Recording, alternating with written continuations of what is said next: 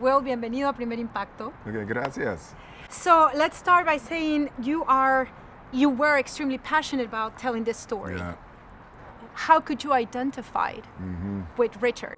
I think it was probably about 15 years ago, and I saw an interview that Venus was doing an interview. It was way more than 15 years ago. It was probably 15 years ago when I saw it. But she was doing an interview, and Richard interrupted the interviewer because he was. You saw that one? Famosa La entrevista famosa, sí. en YouTube. Creo que todo el mundo la ha visto. Yes. Oh, yeah. And I saw that, and I looked in Venus's eyes, and I saw how confident she. Yeah. Papá se está Right, encargando. yes, right. Papá, he's gonna take care of stuff. Right. Yeah. And it was like a little girl who had a lion. Yes. She controlled a lion, and that lion was going to protect her, and there was no fear because she knew the lion wouldn't hurt her. Mm-hmm. Right? Right. And I thought, that's perfect parenting. When your daughter can sit that calmly when you're in that space, that means she knows you would never hurt her. And I was like, that's how I want my daughters and my sons to feel about me. Now, there's a big difference. You and Richard came from zero to who you are right now. Yeah. The difference is that he raised his kids in poverty, Yes. but you are raising kids that have absolutely everything Yeah. in the material world. Yeah. What are the challenges? So, I was raised in that lower economic scenario, so I know what my father had to experience, and I saw his eyes, and I felt his pain and the difficulty of that. And it's really different when you're raising kids in material abundance, and it's a whole new world. You don't know. You have to learn all over again. None of the ideas. My father lived. He was military, and because everything was in poverty and everything was life or death, we didn't have a voice. We didn't get to talk. We did what we were told to do. Okay, Whereas when you're in a much more material abundant circumstance, conversation opens up, and there's a different kind of interaction. but do you have to say sometimes, whoa, stop? I'm the father here. I told my kids, I said, you were born on third base. Don't act like you hit a triple. That is so great. That's awesome. So, Will, has estado muy ocupado. Has hecho un libro con Red Table Talk. Yeah, Ahora también viene un proyecto con Nat Geo. Yeah. ¿Cómo manejas todas esas cosas con la familia? So did you get Yes, everything? yeah, I got that, yeah. All right. You got it. Yes.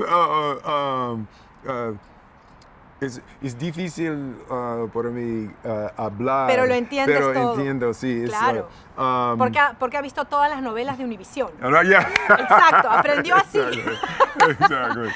No, I'm definitely doing too much in my life right now. What happened was during the lockdown, I had all of this free time, so I spent so much time creating. And I was creating, organizing, building, setting things up. Yeah, right. And then when we came out, there were so many projects I had that were finished and ready to go, so I lined them up. Right. And it's just I'm thoroughly wearing myself out right now. But with the book and with el libro y la película, it's ¿cómo se dice? Very exciting. Muy Entusiasmado. Entusiasmado. Entusiasmado. Eso, muy bien. Red Table Talk ha sido un éxito total. Tanto que ahora los Stephans tienen su propio Red Table Talk. Well, a veces en el libro también hablas de todo. En, Yeah. Red Table Talk Yeah. hablan de todo. Todo, sí. ¿Alguna vez miras hacia atrás, you look back and you're like, why did I... ¡Ay, la que me he metido! ¿Para qué hablé tanto?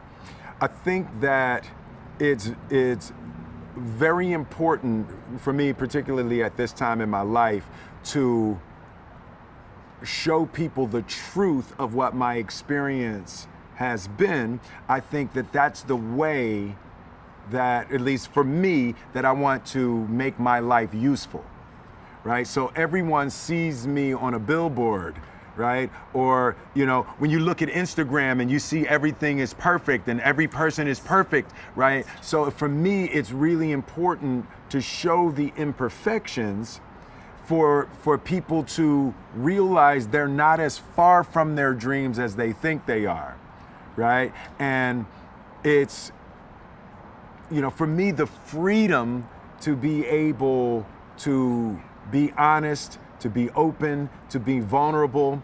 I feel like you truly cannot experience love if you're scared to be who you really are, right? So for me, as in this point in my life, as I reach for deeper, richer, fuller love and human interaction, you can't do it if you're dishonest, right? So the wide open, you know, to me, when I see Jesus on the cross, like that's what the symbolism is. Oh, wow. That's what the symbolism is. It was like, Open and honest. you can't hurt me, right? I'm going to be the truth of who I am, and you can hurt my body and you can do those things, but at the end of the day, you can't destroy my spirit. I will rise, you know. So to me, the ability to fully and authentically be who you are, say it out loud, and release the shame and release the guilt and release the fear, to me is the only way that you can experience this place lovingly. You know, everything else is fake. And it's more powerful when you can be who you really are and not crumble under the pressure of other people's opinions. Will, muchas gracias. Muchas gracias. La tercera es la vencida. Te voy a ver en el Oscar. All right. Aunque para mí, tú te debiste llevar el Oscar en Concussion. Okay, yeah. You should have. Thank that you, that thank you, was the thank Oscar you. that you should have won, Thank but you, anyway, thank you. definitely. Thank you so much. Un placer. Gracias. Gracias. Oh, please.